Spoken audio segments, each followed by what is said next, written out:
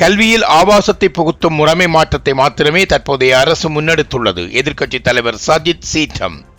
நாட்டின் மிகவும் மதிப்புமிக்க வளமான பிள்ளைகளை பாதுகாத்து பராமரித்து சிறந்த நிகழ்காலத்தையும் சிறந்த எதிர்காலத்தையும் அவர்களுக்கு உருவாக்கி கொடுக்கும் அழகான எதிர்பார்ப்புகள் ஒவ்வொரு பெற்றோர்களிடமும் காணப்படுகின்றன.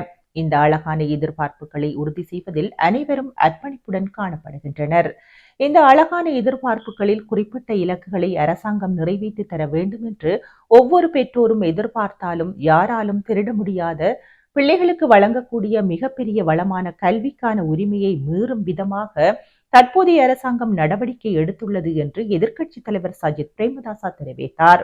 Discover the magic of Sri Lanka with Satkin Holidays. Book your unforgettable adventure today with Satkin Holidays. கல்விக்கான உரிமை என்று பிள்ளைகளின் மனதை பிறழ்வுக்குட்படுத்தும் ஒரு வகையான மோசமான நிலைக்கு ஆளாக்கப்பட்டுள்ளது.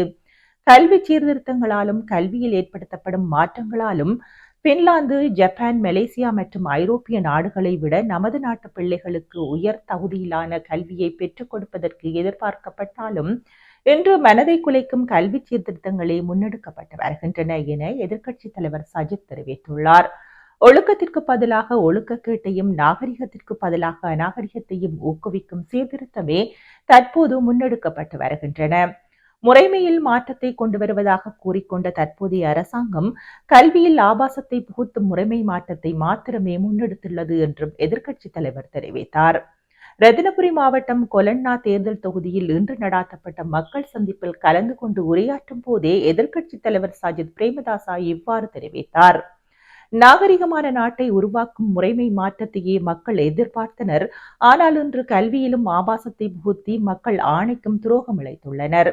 இவ்வாறு கல்வியை ஆபாசத்திற்குட்படுத்தி எதிர்பார்த்த முறைமை மாற்றம் தொடர்பில் மக்கள் மத்தியில் நம்பிக்கை இல்லாத நிலையை இன்று ஏற்படுத்தியுள்ளனர்.